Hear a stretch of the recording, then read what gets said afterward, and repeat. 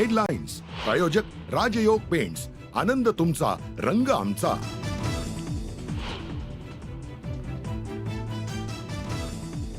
राजीनामा द्यायचा की नाही हे धनंजय मुंडे ठरवतील. राजीनाम्याबाबतचा निर्णय अजितदादांनी मुंडेंवर सोपवला. सिंचन घोटाळ्याच्या आरोपांनंतर नैतिकतेतून राजीनामा दिलेला दादांचं विधान.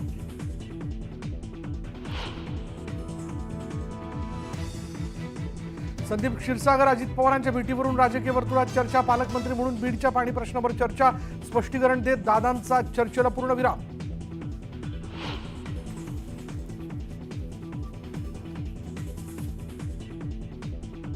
फरार कृष्णा आंधळ्याला तात्काळ अटक करून त्याला फाशी देण्यात यावी. संतोष देशमुख यांच्या भावाची मागणी. तर उद्या मस्साजोगचे ग्रामस्थ एक महत्त्वाची बैठक घेणार. धनंजय देशमुखांची माहिती.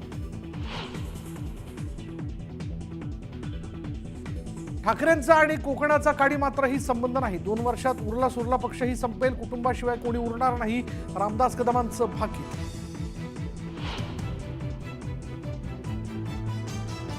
कोकणात डॅमेज कंट्रोल करण्यासाठी ठाकरे ऍक्शन मोडवर. राजन साळवींच्या शिवसेना प्रवेशानंतर राजापूरमधील पदाधिकाऱ्यांची सेना भवनात बैठक.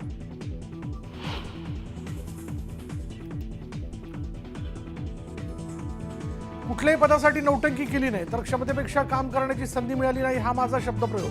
मी कोणत्याही पक्षाचं नाव घेतलं नाही. भास्कर जाधवांचं स्पष्टीकरण.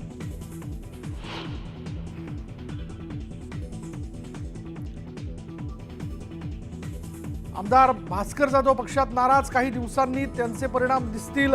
मंत्री गुलाबराव पाटील यांचं सूचक वक्तव्य.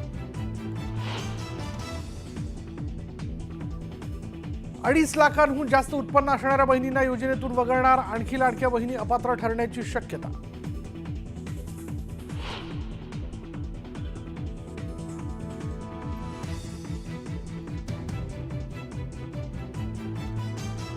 कल्याण डोंबिवलीत 900 इमारती अनधिकृत. आरटीआय कार्यकर्ते पांडुरंग भोईर यांची धक्कादायक माहिती. अनधिकृत इमारती प्रकरणी दोषी अधिकाऱ्यांवर कठोर कारवाई करण्याची उभाटाची मागणी.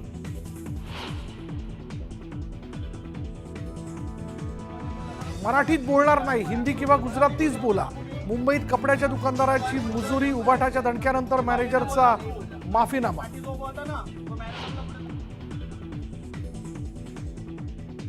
नागपुरात डोरली गावाजवळील फटाक्यांच्या कंपनीत भीषण स्फोट. 2 कामगारांचा मृत्यू. 5 ते 6 जण जखमी.